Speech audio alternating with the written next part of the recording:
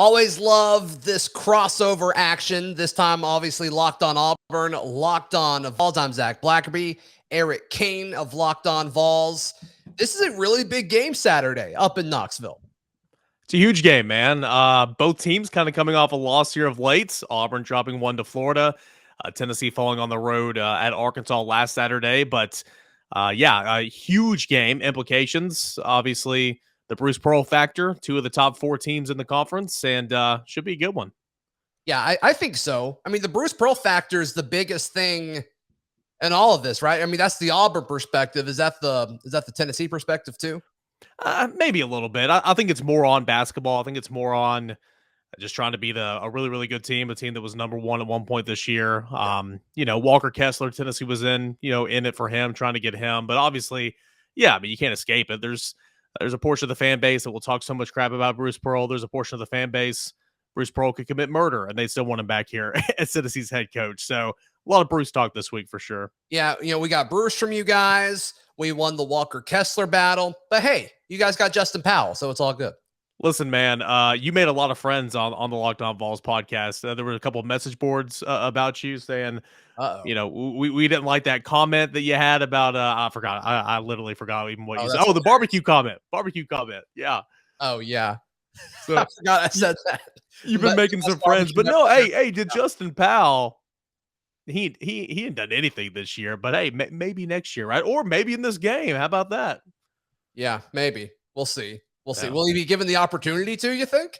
I don't know. So it's kind of funny. Tennessee has 2 3-point shooters that shoot threes, that don't play any defense and don't do anything else. And the other guy had a pretty good game against Missouri earlier this week. So I would have to say that he would not even be the 7th, 8th guy off the bench or the 3rd guy off the bench if I'm a betting man, but we'll have to see. But hey, what happened? We can all check box scores. What happened against Florida last weekend? I think this Auburn team really doesn't do well on the road. And this is a team that down the stretch has not shot well from behind the arc. And it caught up to them. And, they've been able to escape a few games at Missouri, at Georgia. They could not escape at Florida. They almost did. It came close. But, you look at the box score, and it's like, how did Auburn lose that game? They shot better than Florida. They out-rebounded Florida, but Florida won it. And you look at it, it's 17 turnovers. 17 turnovers for Auburn. Yeah. And we see so much depth with this team, Eric. I mean, they've got 10 guys that are playing over 10 minutes a contest. And it's like, okay, these are relevant dudes, too. They're relevant minutes. It's not just gimme minutes late in the game. Mm-hmm.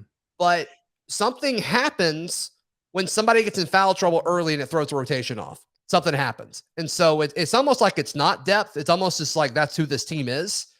And we saw that happen with Florida. If Kessler or Zep Jasper, and I would assume Jabari Smith, but it hadn't really happened yet. But if one of those guys get in foul trouble, it throws everything off. For Tennessee, the thing has been like, can it travel? Can the shooting travel? Can you continue to make threes, on the road? And at points in time this year, Tennessee's not been able to do that. Now, here of late, it's been a whole lot better. It was not that way against Arkansas last week, needless to say, but rebounded well, and Tennessee shot the ball well overall against Missouri this week. Game being in Thompson-Boling Arena. If Tennessee, for the Volunteers, a couple of things, got to play good defense as best you can.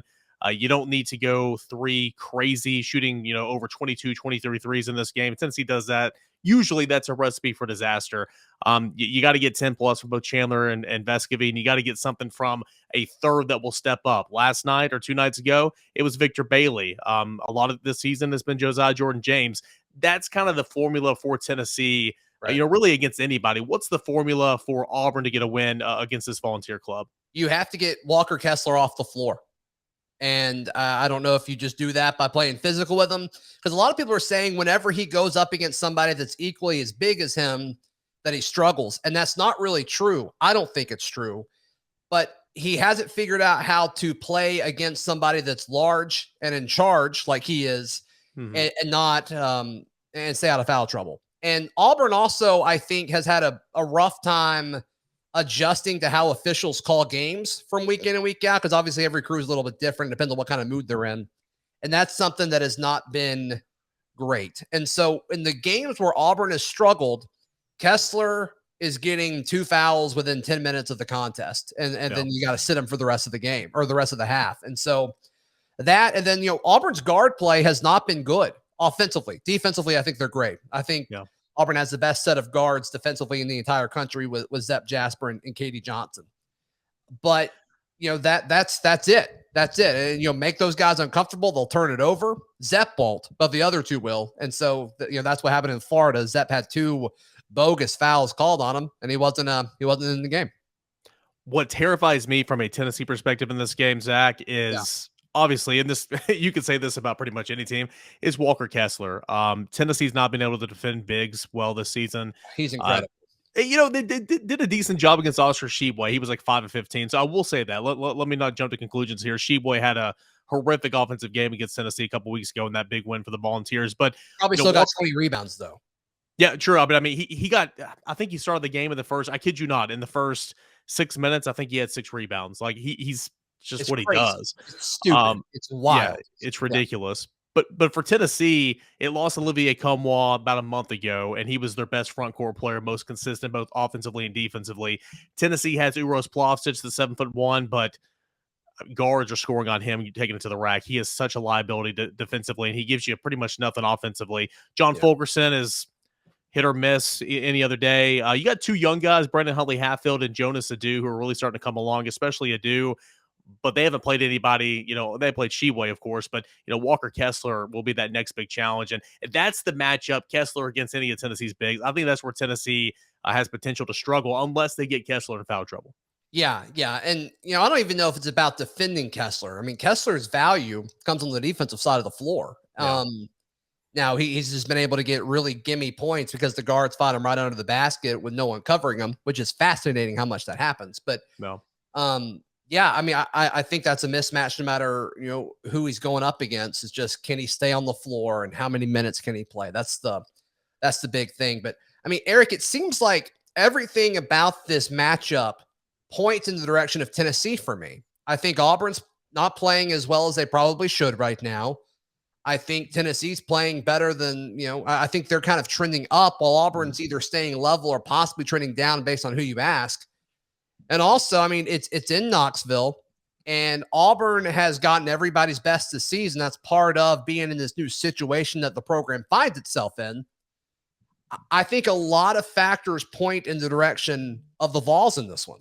I mean, I would agree with you. I'm not saying, at least right now, I'll do my prediction on tomorrow's show, of course, but What a I'm not tease. saying Tennessee's going to win right What a now. tease. Well done. Yeah, Locked On Vols. But Tennessee's great at home, to your point. Tennessee's 13-0 at home this season. They shoot better at home. They defend, outside of a couple of games, they defend well anywhere, but they play really inspired basketball at home, and that crowd was incredible whenever Kentucky came into TBA a couple weeks ago. So I expect it to be nothing short of electric. Bruce Pearl's coming back to town. Tennessee always shows up for Bruce Pearl. So I would agree with you. Tennessee plays a lot better at home. And, if Tennessee can get, Kessler in foul trouble, like you mentioned, if you can alleviate a guy like Jabari Smith, who's just fantastic, and Tennessee continue to shoot well with Chandler, who is obviously not as highly regarded in terms of NBA prospect as Jabari Smith, but he, is a first-round graded draft pick right now. I think Tennessee can find a path to victory. But anyway you spin it, I think this will be a great game. It's always typically been really good games with Tennessee and Auburn here of late. And it's kind of one of those underrated rivalries, basketball rivalries, especially because of the Bruce Pearl factor. To be fair, since Bruce came to Auburn, it's been pretty one-sided. Yeah. I guess what I'm trying to say, they've met in big moments. Like the one that comes to mind is when Tennessee went on that run to the SEC tournament championship a couple years ago. They had that emotional, win over Kentucky that took so much out of them. And then you get run out of the gym. But also, to be fair, that was the year Auburn went to the Final Four. So, yeah. Yeah. That was a fun year. There's no question about it. But it was. Tennessee's never been to a Final Four, but hey, maybe it's this year. Yeah, maybe so. No, you guys are peaking at the right time. There's no question about it. Hey, for all the Vols listeners out there, if you want to hear the Auburn side of the matchup, check it all out at Locked On Auburn. And I'm on social media at Z Blackerby. Eric, where can people find your stuff? Yeah, if you want to get some more preview, learn more about this Tennessee basketball team, a complete preview, top to bottom, that's going to be on tomorrow's show, Locked On Vols. You can find it at Locked On Vols on Twitter or at _Caner on Twitter.